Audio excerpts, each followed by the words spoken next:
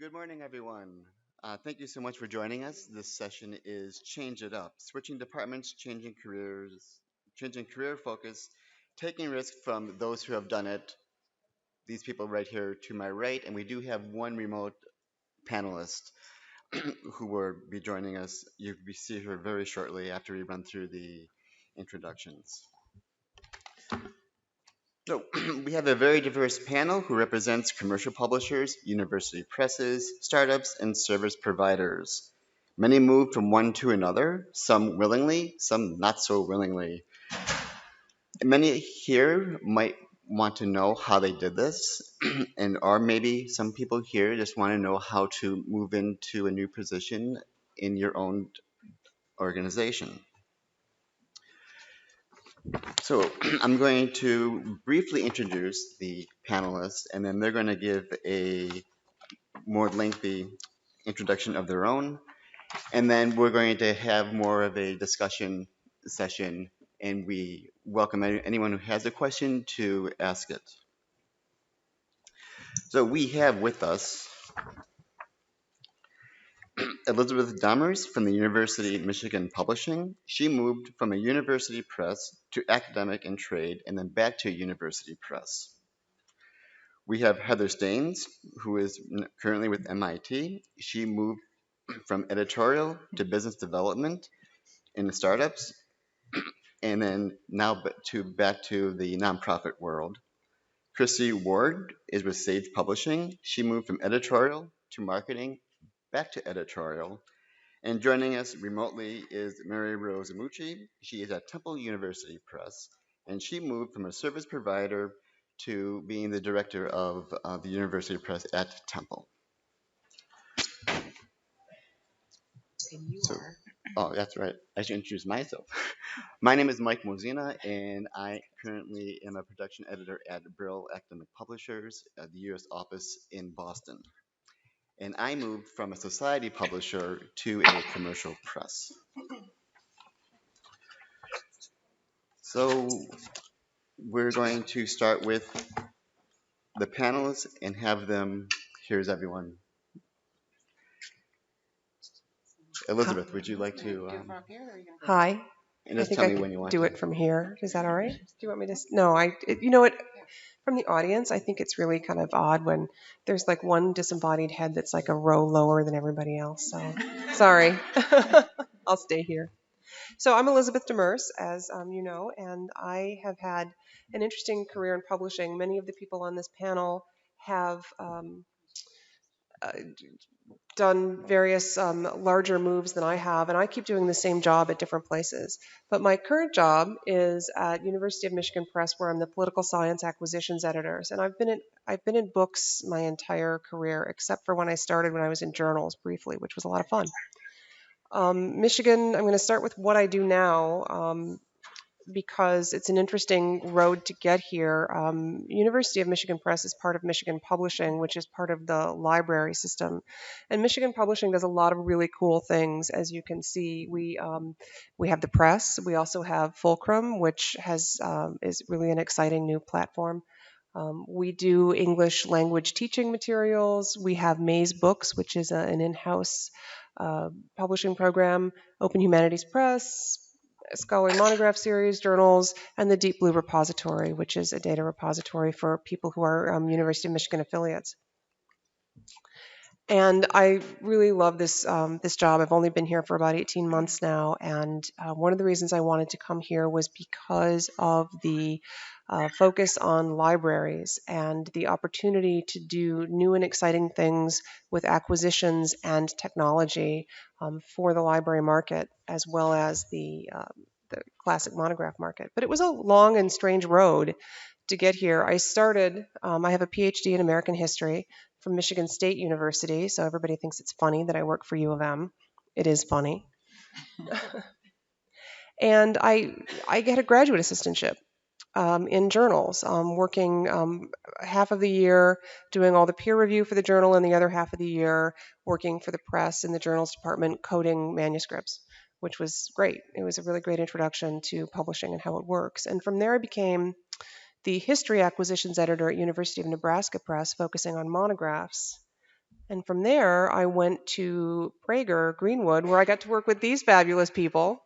We have all worked together actually, and did acquisitions focused on the library market, primarily in military history and security studies.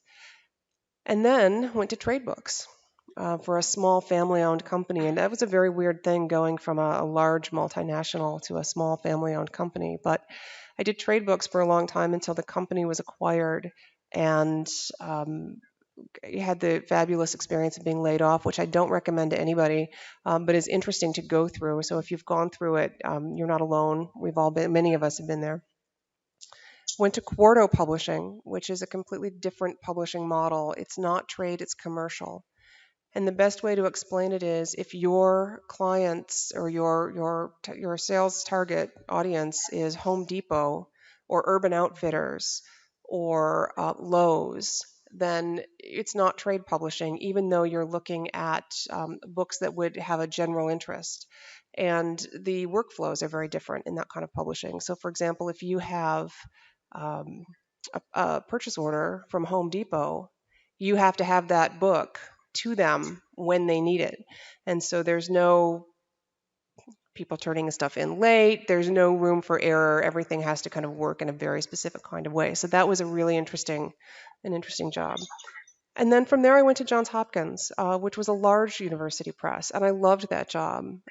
I primarily just did books acquisitions. Again, it was full circle from when I was at Nebraska and now at Michigan. And one of the reasons I think this is kind of interesting is because when you do the same job at a whole bunch of different kinds of places, you have an interesting experience in terms of working with different workflows. I think I've worked with every books database system that's out there, actually, because everybody has a different system. Nobody uses the same thing. I have stumbled across cat's pajamas a couple times, but for the most part, everyone uses something different. And thinking about the target audiences are really different, actually. So who are you acquiring for? And how does that affect those workflows? And how does that affect the corporate culture, the organizational culture? One of the things that I discovered was that your acquisition skills are pretty much your acquisition skills. They are completely transferable, but your experience is where the hiring managers start to get hung up. Because hiring managers, in my experience, have wanted people who do exactly what they're hiring for and not looking at people who might have that same set of skills but have done something different. So, for example, when I went from academic to trade, I was too academic and the PhD was a liability. When I went back from trade to academic, my experience was too trade and I wasn't going to be in touch with the academics and what what that audience was.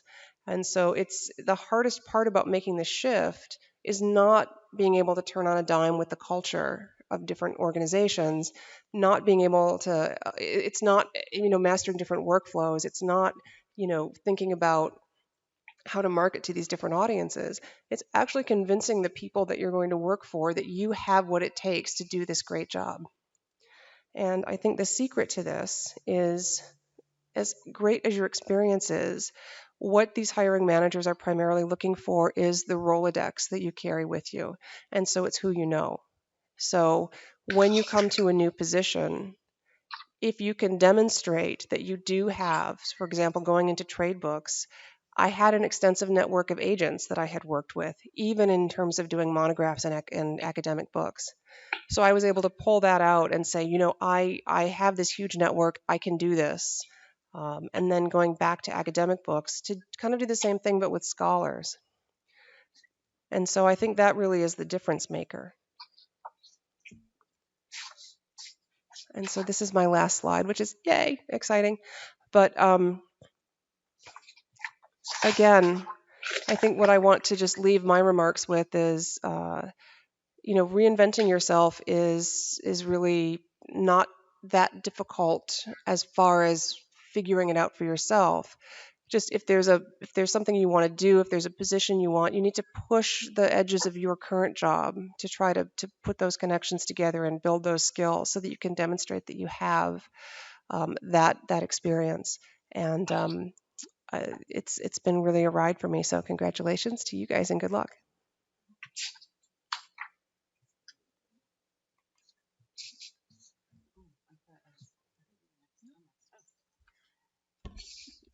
Surprise, I didn't know I was next. I thought I had one more to go, so my brain isn't focused. I'm Heather Staines, and I am currently the head of partnerships for MIT Knowledge Futures Groups. Today is the end of my first month, so I can stop counting in days or weeks, and I can go, I've been there a month now. It's quite an accomplishment. If for those of you who haven't heard of the Knowledge Futures Group, it's a nonprofit that sits between MIT Press and the MIT Media Lab, and it was created to try to give new forms of publication and dissemination for projects, books, journals, white papers, conference proceedings, not so much to take existing publications away from where they are, but to provide opportunities for platforms and things like digital humanities, which might not fit nicely on an existing platform, data visualization journals that really require, the computational power in the background, annotated editions, fun stuff like that. We have the PubPub open source platform where a lot of that activity is happening, and then a project which is a little bit harder to get my brain around. So ask me again next year. It's called the Underlay. It's an open knowledge graph project. And one of the aims for that is to try to stop the craziness around having to build so many APIs to do all of the things that folks want, and just say you can query against our knowledge graph and get that information. So people think there must have been a plan. This is one of the things that's just great. I'm glad it looks like a plan, right? Because it's not always felt like a plan. It's many times felt more like surfing, or maybe being on a boat in the middle of a hurricane.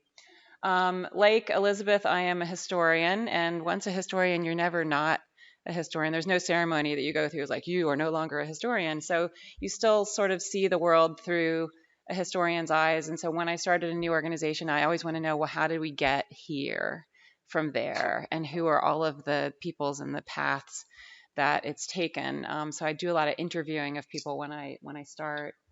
I finished my degree in the mid 90s, and peace was breaking out everywhere. The Russians were our friends, and we weren't going to need any more military historians. And so that was interesting. But people always ask me to read their stuff. Can you read my chapter? Can you read my proposal? And so I went to Yale Press. I had some connections there, and I eventually became a volunteer intern. So after I would teach during the day, all during the summer, but then also in the fall, after I would teach during the day, I'd go over in the afternoon and kind of learn manuscript editorial and helping out the acquisitions editors and the like. And I thought that I would probably become like a freelance copy editor. My husband is an academic, and I knew those two academic families don't always work out the way you might expect. But thank goodness I didn't go that route, because the bottom kind of fell out of that business. But I got a position at Greenwood Publishing Group, Prager Publishers, as a textbook editor. I think they thought I was overeducated, and so I could look at hardcovers and I could sniff out the course adoption potential. 2 weeks after I started, the military history editor who had been there for 10 years announced that he was leaving, and they allowed me to move over into the position. So suddenly what had been the liability with the PhD became a huge strength. Greenwood went to a XML workflow for books in 2004, dinosaur days practically, and it was excruciating. It was horrible.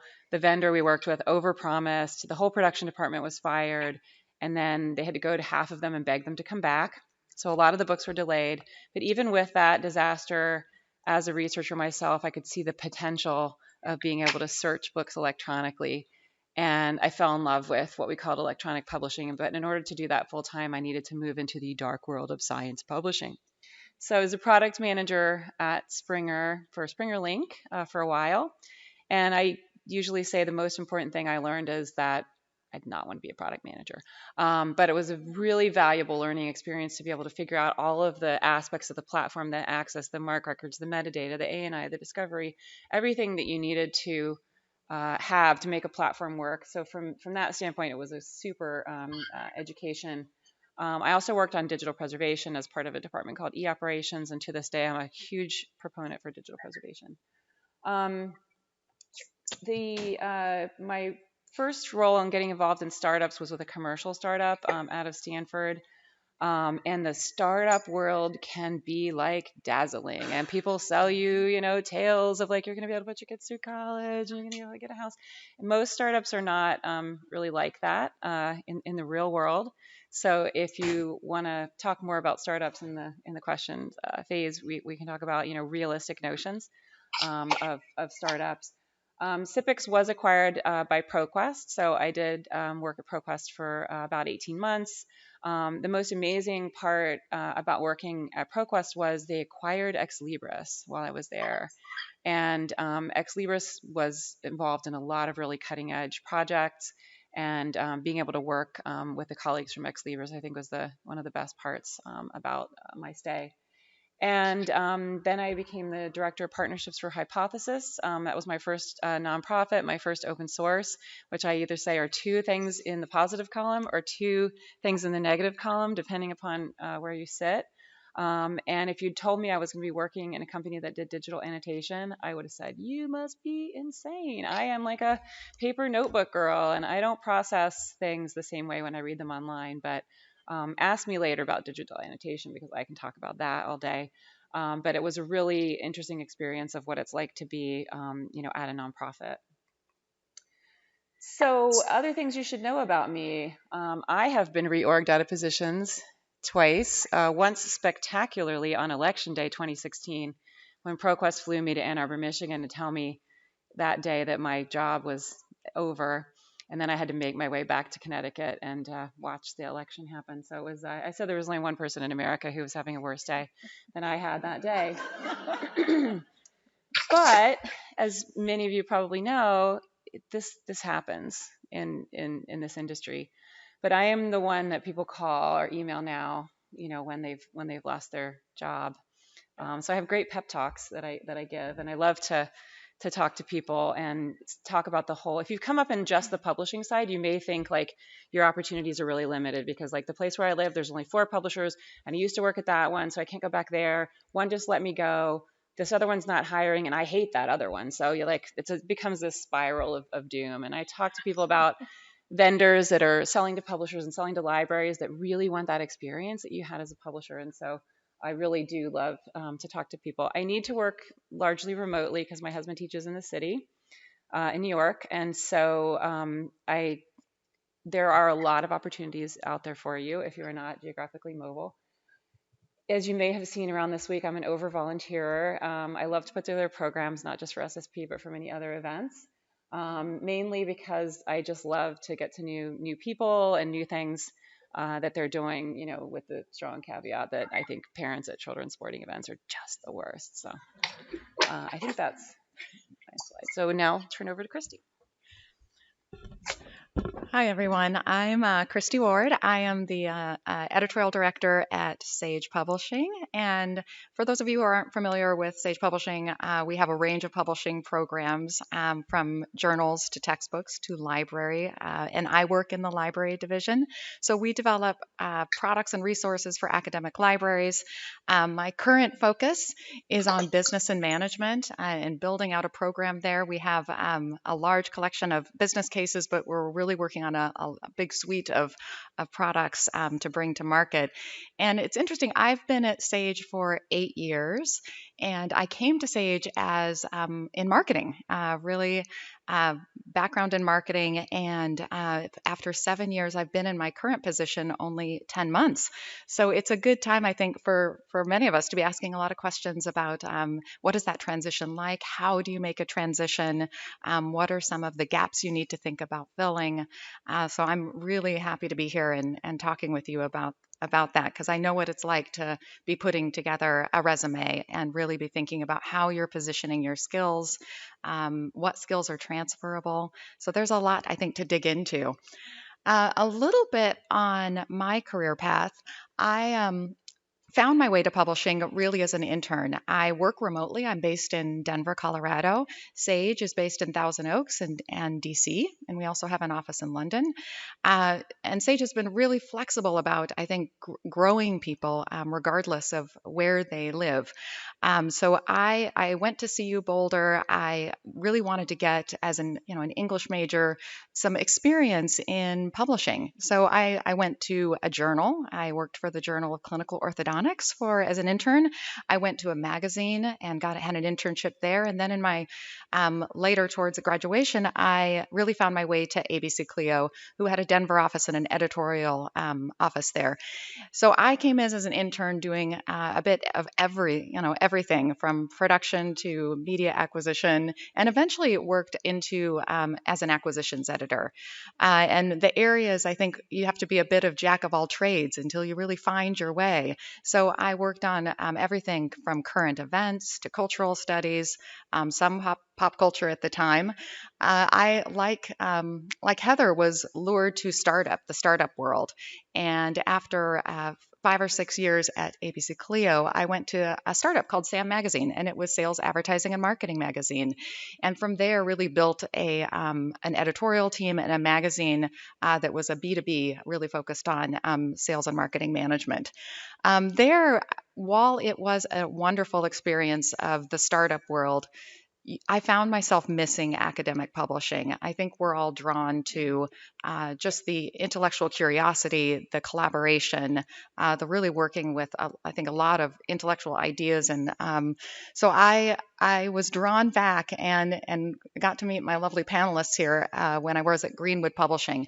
And there I moved into an acquisitions role, also based in Colorado and going back and forth to Connecticut in pop culture. And I worked on the reference side, I worked on the book side, and then eventually worked on more of our databases and really building that out, that program out. And I think I learned a lot there. It was the first company I had worked with because ABC Clio is an independently family-owned business.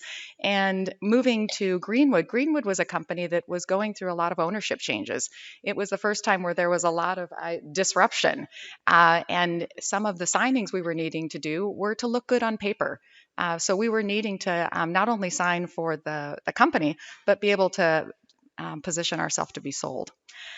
From there, irony would have it that my first employer would acquire the company I was working for. Which came as a big surprise. And at the time, I was like, okay, these are bookends on my career. I started ABC Clio. I'm going back to ABC Clio. One of the things I think I learned through that experience is, and I would advise for everyone here, is that disruption, while it can be scary and certainly it can rattle you, there also are opportunities that come with disruption. In this particular instance, there was a lot of sorting through of who was going to go into what position, how are we going to take the two companies forward under ABC Clio's umbrella. And in that time, I identified that there were, along with the management team, that there were more needs on the marketing side. We needed to bring the imprints together under one ABC Clio umbrella. And for that, I had always had an interest being on the editorial side of both positioning and selling my program to sales, and so obviously working with academics. But I think that's where I really got my love for moving into marketing. So at that time, I moved into marketing and really took a digital marketing position, really worked a lot on the branding, positioning, and bringing the imprints together under one umbrella. And from there, went to Sage within the marketing team, and grew the position. Really, it was when library marketing at Sage and our product line were just a few products. And from there, we really were growing in growth mode. It was 2011. And from there, we have really built out a very diverse library offering. And so I became the global director of library marketing, where I spent 7 years overseeing and working with the Asia team and the EMEA team. And I think it was a great experience. And then it positioned, I think, a lot of the skills that you either have in marketing or in editorial really are transferable. So if there's anyone here who's thinking about making a career change from one division to another, just know that there are a lot of skills that are transferable. There's product development, branding, positioning, market research, and certainly partnering with sales. So there's a lot there, I think, that we can learn from. So with that, I will turn it back over. Oh, actually, I had one more slide. Oh, this is a fun one too. So many of us graduate thinking we have this this trajectory of that you're going to start at one end, and I'm not sure if any of you felt this way, that when you graduated you were just going to keep going up, and it was going to be a very linear path. And what we find is it is anything but linear. What I loved about this is we have you start at this is kind of the starting part, and then you have your steep hills of development. You can move to manager, you can move to the hybrid, the player coaches, or the pure independent individual contributor. But in there, I think there are a lot of areas as you're going through career changes or you're growing your career that are really familiar to all of us. Everything from the steep hills of development to coaching camps, prioritization peaks, certainly the gates of gnarly problems. Many of us have faced those. The docks of effective trade-offs, quicksand of decisions, and hopefully there's also a lot of great things there too. That you have your coaching camps and you are making gains and you are moving forward. So I think that's something that we'll touch on again as we move on. So now to our remote. Mary Rose Mucci. Hi. There she is. Am I up? Am I there? You're here. My head very large on a screen somewhere? It is now. Okay. Can you hear me? Yes. Yes. Okay. So I am Mary Rose Mucci, and for the past 5 years, I've been the director at Temple University Press and the scholarly communications officer in the library at Temple. This is our 50th anniversary at the press. We have a staff of 11, and we publish about 50 books a year and also 2 journals. So I was one of those people who always wanted to go into publishing. I was on the literary magazine and the yearbook in high school. I was on a college magazine. I was an English major. And for some reason, this is what I wanted to do. So one of my very first jobs in publishing was as a production editor at J.B. Lippincott, which after a series of mergers and acquisitions is now Lippincott, Williams & Wilkins. At least I think they're still Lippincott, Williams & Wilkins.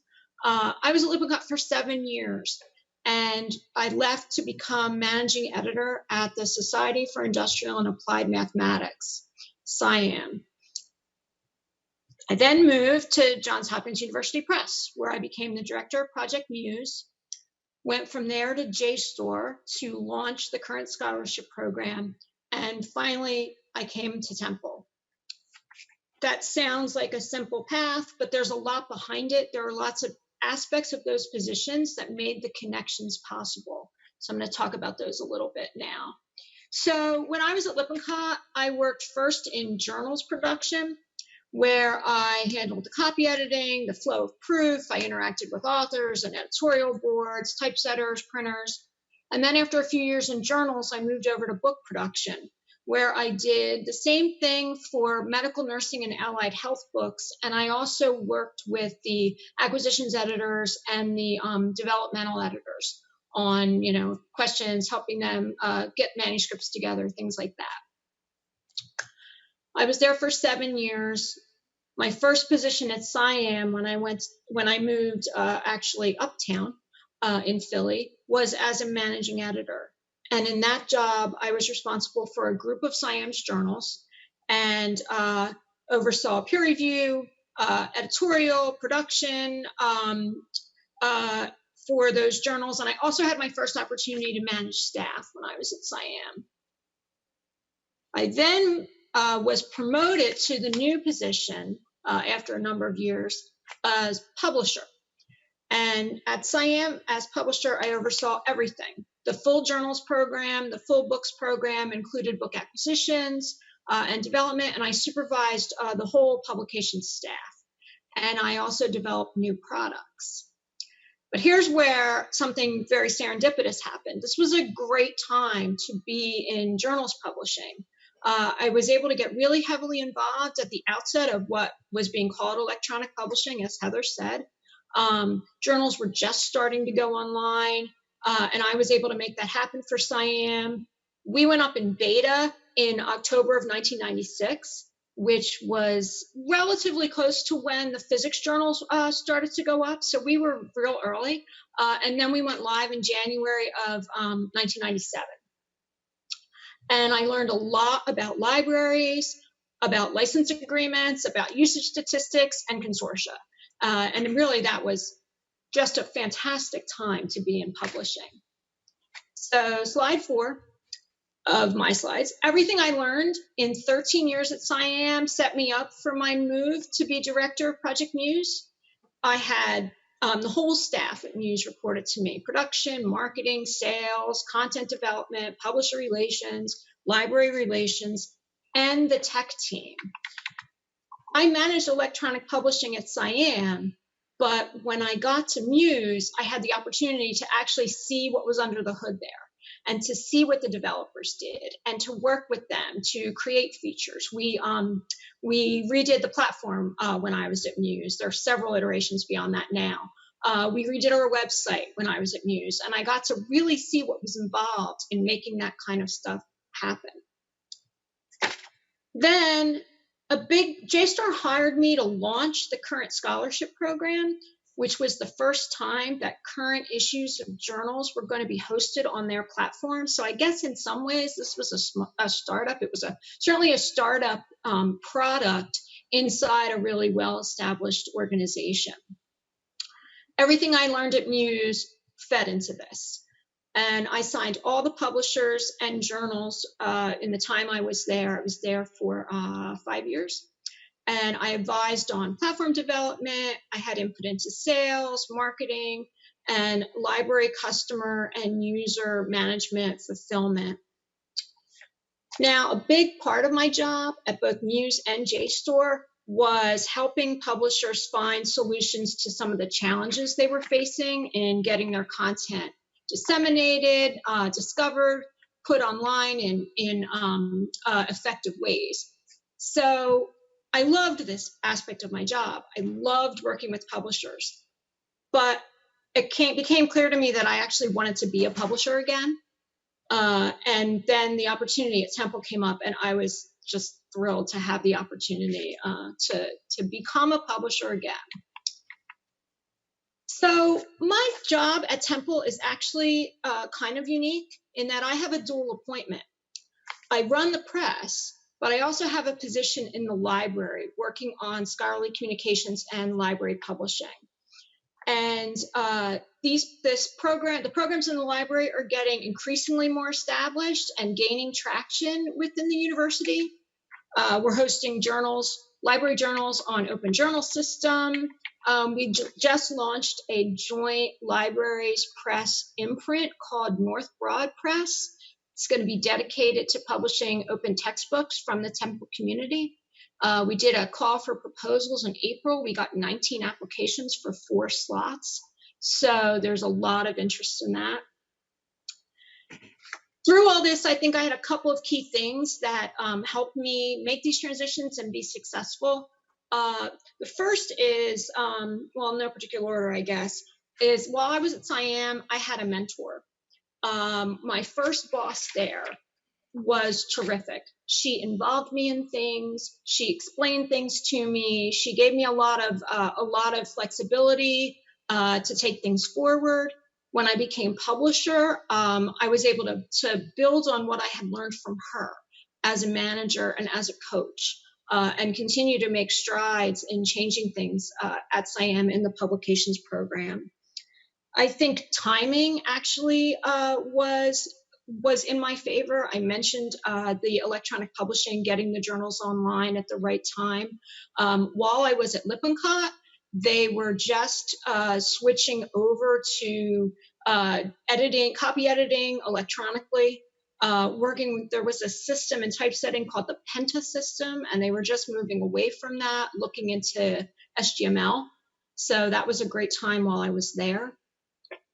Um, I think that Elizabeth mentioned networks. Networks were huge for me when I went to JSTOR, building on the networks that I had made at Muse. When I was at SciAm, networks were huge. I became really close with a lot of the editorial people at other scholarly societies, and we would bounce ideas off of each other. My networks helped me a lot when I came to Temple. I knew a bunch of the university press directors and folks from my previous two jobs, and those absolutely helped me be successful. And I think a big part of that is because I ask a lot of questions, and I'm never afraid to admit that I don't know what I'm doing. So that's about me, and I'm looking forward to questions. Thank you. A short bit about myself. After graduate school for classical archaeology in Florida, I moved to Boston with absolutely zero plan. I now spent more years in my life studying classics. My undergraduate degree is in classics with a focus on archaeology. And I moved to Boston because I already lived in New York. I went to school in Manhattan. I had no plan, no job, and a lot of debt. And even when I was in graduate school, researching with a particular journal called the American Journal of Archaeology, I was looking at it and I say, I think I can do this a little bit better. Maybe a little bit arrogant, I don't know. And then I realized I'm in Boston and this journal, the society, is based at Boston University. So I sent my resume to each and every person I found on the website, the department heads, which was each and every person actually on staff for the society. So they gave me a little bit of work in development, kind of per hour side job work. And then the development assistant said, the staff assistant is leaving. You might want to apply to it. And I'm like, well, I have a graduate degree. I'm going to answer phones, but at least I would answer phones with archaeology-based questions. So I applied, and they gave me the job. And 9 months later, I moved into working for the journal as an assistant editor. And then I bumped over to production because I thought that it was much suited to my skills. I'm much more analytical and I like technology and I like to create. We did all the typesetting in house. And then after maybe 4 years of working as a production editor, I was talking to one of my friends who works at Brill, and she said, we have a position open, maybe you should apply. So I did, and I did get the job, but going from a society publisher with one journal and maybe 2 or 3 annual publications to a commercial publisher like Brill is kind of going from single A to the majors. And I had to kind of explain to the hiring managers that I would be able to handle the job and produce. I think my first year I produced 50 books as opposed to 4 journal issues. And I've been there for now some time, and I recently moved about 2 years ago into a more specialized role as a production editor, and that's managing outsourcing activities for books for a vendor because we keep acquiring more and more titles, and it's just not humanly possible to produce. Only one person can produce so many titles. So I'm now managing and outsourcing processes for this one vendor. So having said all this, I first want to ask, does anyone have any questions for the panelists?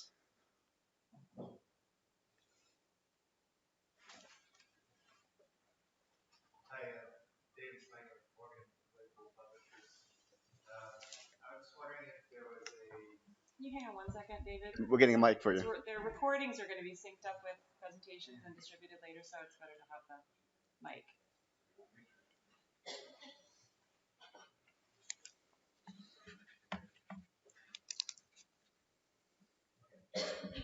Okay. I'm David Slangen with Morgan and Claypool Publishers. I was just wondering if there was a moment where that caused you to decide to change jobs, like a reason, a particular reason that made you move from one company that maybe you liked working for into some new position. Well, I got laid off once, but I got recruited a couple of times too. And being recruited is really exciting. We want you to work for us. We love you. It's really a good feeling. So that's Yeah, I think on my most recent change from marketing into editorial, uh, I talked a little bit about the growth of our editorial program, and I think Sage is a really collaborative company. So I started working on a joint project where we're looking at, say, the growth of business and management. And I think as I got involved as the marketing lead, I found myself being more and more drawn to the editorial strategy. And so I think it was in that moment where I felt myself leaving the marketing side and some of the work I do there into really back to my primary interest. I got my start in editorial, so I think it was in that moment. And I think sometimes you have those moments where you know and they just hit you, and then other times I think it can be a slow burn where you'll see signs over a series of months or years of having that secondary interest. But I think it's really making the decision and being really purposeful about it once you do, and then putting it out there too, because I think things start to happen when you put your interest out there. So that would be my recommendation. Yeah, there's Uh, probably. Oh, sorry, Mary Rose. Go ahead. I also was very flattered to be recruited once, but I do want to say don't discount the personal reasons that are very valid for making changes. Project News was a fantastic job. I loved it there. But we had relocated to Baltimore for that job, and it was very hard on my family. So, when the opportunity came to go to JSTOR, I was able to move back up into the Philadelphia area and work out of their Princeton office. So that's certainly behind, I think, a lot of moves that people make, and it's a really important reason. Yeah, I was just going to stress the people aspect. Mike mentioned that sort of these ideas came from other people who said, "Hey, I see this thing, and I want to apply." And if you are thinking of doing something, even if you're not, it hasn't really solidified in your mind. If you've got a few folks who can be discreet, but also like be your eyes and ears in the marketplace, it's a huge help. When I decided I wanted to do electronic publishing like full time, I was a humanities person and a acquisitions editor, and I did not have a resume that was going to pique the attention. Frankly, I was not qualified to be a product manager, not in any universe. But I had met someone at the University of Michigan, Western Michigan University Medieval Congress, and we kept in touch over the years. And when I was looking at the position at Springer, really small in the fine print, it said powered by MetaPress. And I thought, I think these are my friend Heather that I'd met in Michigan. I think these are the crazy Germans that Heather works with, and so she was able to get my resume to the right people in Heidelberg. And she said, the things that she knew would get them to look at it. She said, I was once all alone at a conference and Heather was kind to me. And I was the only person that they interviewed, for that job. They basically gave it to me. So you do have a lot of responsibility when you recommend people for jobs. You are sort of kind of responsible for putting them out there. But having other people who know things that might be great for you is a huge resource. So. And I want to just follow up on the recruitment thing because one of the jobs that I was recruited for, I had a job that I loved at the time. And I ended up taking that new job because I sort of felt that when opportunity knocked, you should listen to it and, some really good things could happen. And some really good things did happen. But it kind of broke my heart to leave my former job. It was very hard to leave a job that I loved to go for a new opportunity, but it was worth it in the end. So.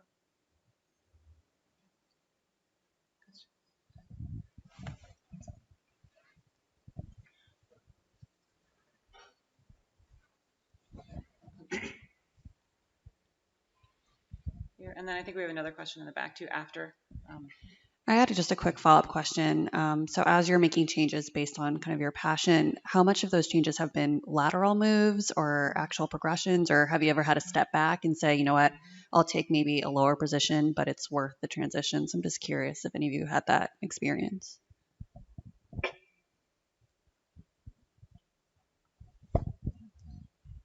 I would say that my position at JSTOR, I don't know if I would call it lateral, but there were certainly aspects of my job at Muse that my new position didn't have.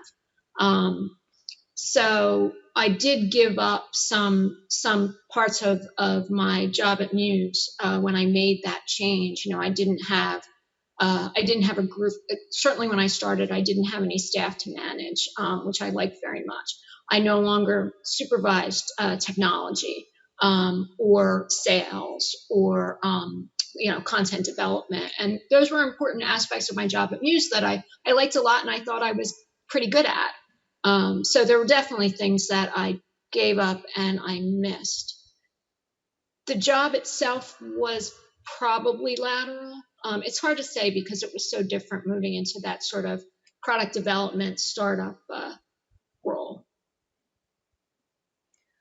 I would say when I went to Hypothesis was my first nonprofit, and the nonprofit world just doesn't pay the same as the commercial world. And so that was a little bit of an adjustment process because my husband's an academic, as I mentioned, and you're supposed to do that job like just because you love it, right? So I always felt I'm 4.5 years older than my husband as well, so I was working while he was still finishing his degree. Felt like the responsibility of making sure that the kids could do like the extras was like on my shoulders because I needed to be out there schlepping it. So it was a little bit of an adjustment to scale down in salary, but I really fell in love with the nonprofit open infrastructure space, which is why I made the move that I have now. So not everything in the world is about the money. There are people who make a lot of money and hate their jobs. There are people who measure their worth by how many staff they have. I love not having to do those, reports, personnel reports. Personally, if I never have a person report to me for the rest of my life, I will be a happy person. So take those things. Because for me, it's being able to come to conferences. That's like a huge part of what I do, and to have a company that values that as opposed to a company that's like pushing every time, like, why are you doing this? Why are you doing this? Was a big positive. So. Yeah, and I've made lateral moves. My most recent move was a lateral move, and when I think also about my past, though, I think you can do a list of the pros and cons. You can do, should you take this other position, even if it's a lateral move, or if it's even a step back from your current post. And in my past experience, on paper it can look one way, that you should do this one direction because this is the way to go. It looks better on paper. And I remember at the time meeting with HR and a few other people, and HR said, you only seem excited about one though. So you really have to, I think, to do a gut check about what direction you really want to go into. And the paper is certainly, on paper, it's an important consideration, but you really do have to, I think, be in touch with, you have to be excited about it. You have to be really passionate about what you want to go do. I think most of my moves have been lateral moves, and sometimes I feel like maybe I'm doing it wrong, but I have learned something from every job I've had and from everybody I've worked with. And some of those lessons have been painful and some of them have been amazing. But just the opportunity to work with, when I was doing trade books, working with people who were putting movie deals together based on their book, and, just having different kinds of experiences that maybe making stair step moves would not have given me has been invaluable. And I think it's made me a better editor and a better colleague to have those diverse experiences. And my move was also lateral.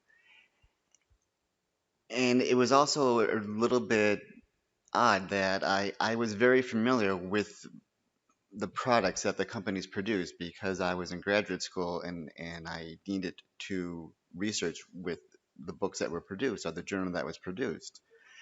So with the lateral move, I think there's a lot of pressure when you change into a job. You want the higher salary, you want a title bump, or maybe you want reportees.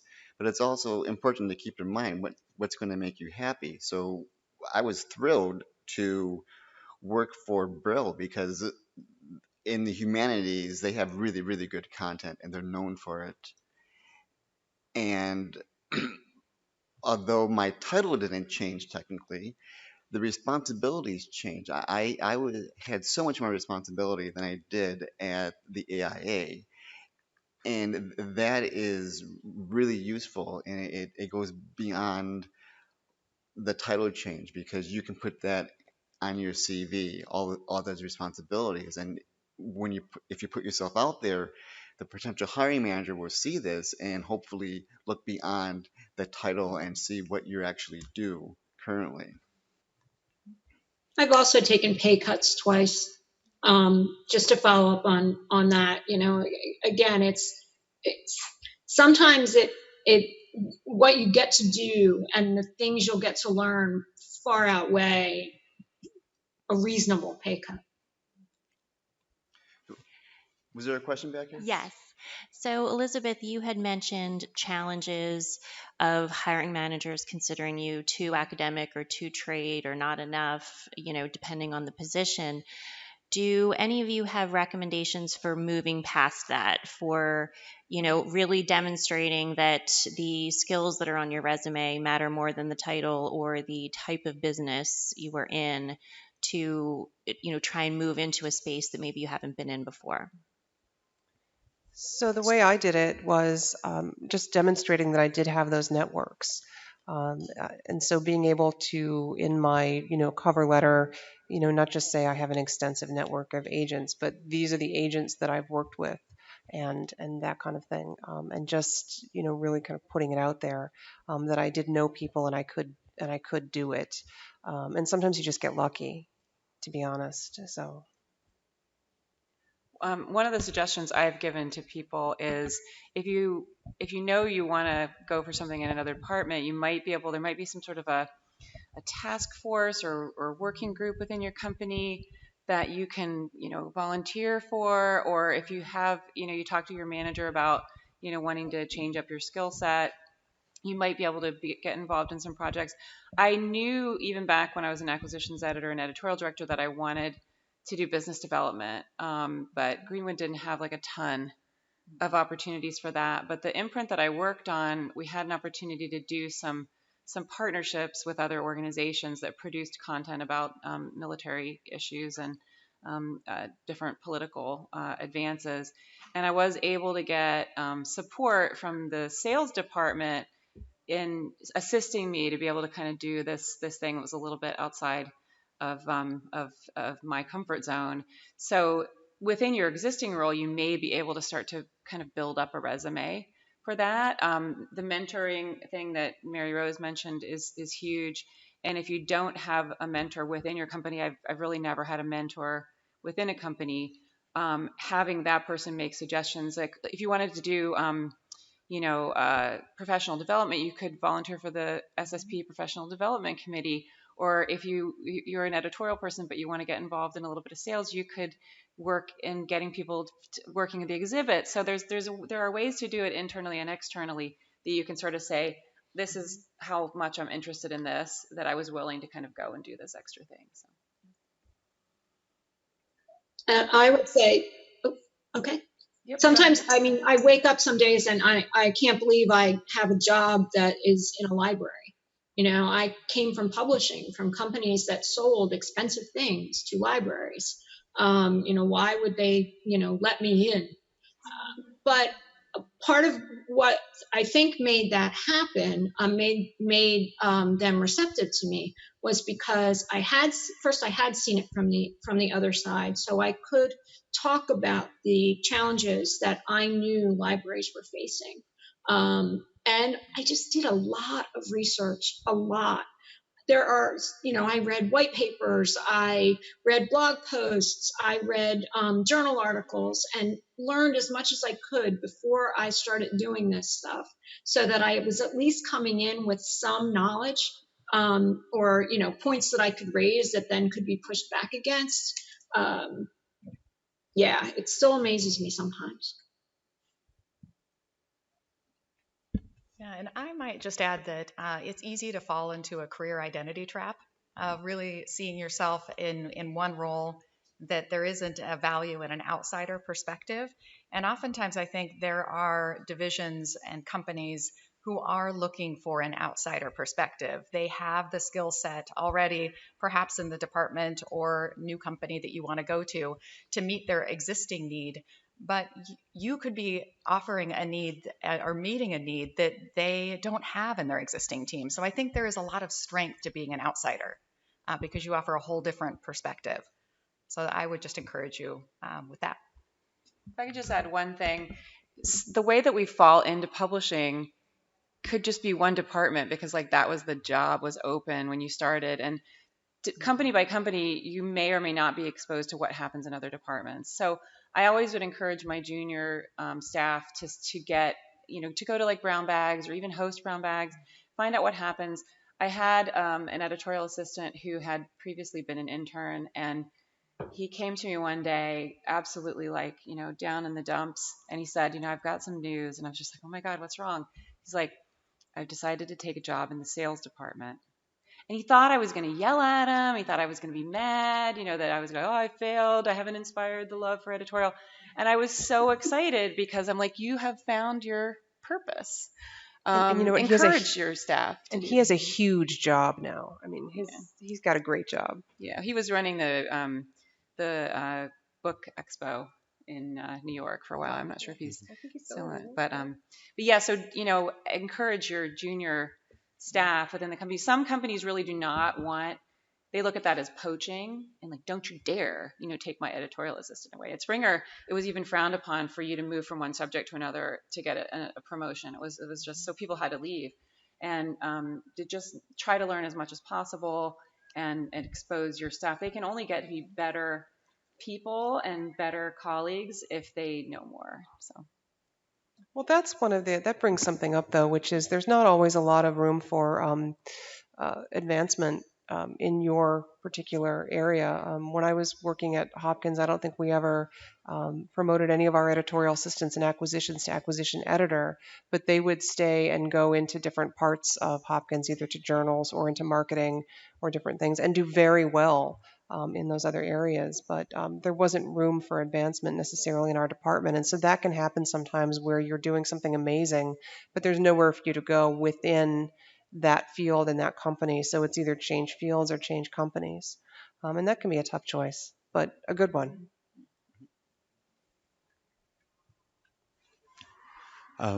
That's actually a great segue. Thank you. We have a large staff in my team of relatively young in their career folks. And one of the challenges is that there's only so many places to go up. And a number of them for professional development want to understand, how do I discover more about myself, right? They're looking to us for the answers. I don't have the answer. I think it's a very individual thing, right? It's a subjective experience.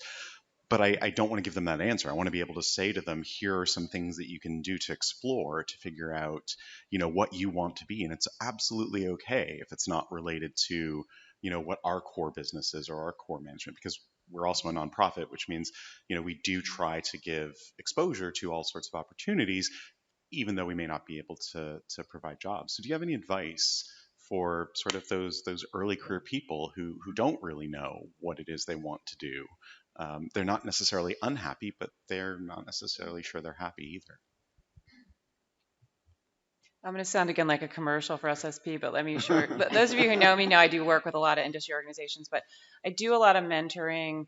And if you've only ever attended a conference and you've never been involved on a committee, it's like getting to peek behind the curtain and see, what's really happening, and encouraging folks to get involved in their industry organizations, because not only do you meet the 6 people who do everything, like across all of the different industry events, but you can find some folks to give great advice, and even sort of encouraging to sort of read a little bit more. You might be able to get like a little group together internally where you hear from people from other companies in the space, not like come and steal our employees, but what are the hot trends and things like that. And you might be able to give them, even if it's just a webinar series, or if you're members of PLOS is certainly members of a lot of industry groups, pay for the ALPS webinar or the NISO webinar and let them kind of sit in and hear about standards and things.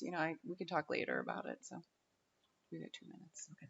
No, I would just add that it's so important. I mean, we all started at the very beginning, and bringing up the new talent and grooming them and giving them options is so important. So one of the things I think that's great is to identify, 2 to 3 areas that could be kind of extra areas where either they're shadowing more experienced people in maybe your division or your company, and giving them experience there. For example, an assistant on our team who doesn't necessarily know what direction he wants to go into, but we gave him some experience to work with our very experienced development editing team, and now he's testing out doing some development editing himself. And so it's really that allowing to dip their toe in the water and checking in and really showing, I think, a great deal of interest in the area, because you don't know what area ultimately they'll go into, but I think it's exposing them as much as you can to future growth opportunities. Mary Rose, anything to add? We do a lot of brown bag lunches for our student interns. Each department will do one for the students, and we find that that's really a great opportunity for them to ask a lot of questions. They only see pieces of what we do, and they often are really kind of perplexed about, well, I just did X, where does that fit in? So Great. Well, we are out of time, and we're also right before lunch. I would like to thank our panelists for speaking about this topic. Let's give them a round.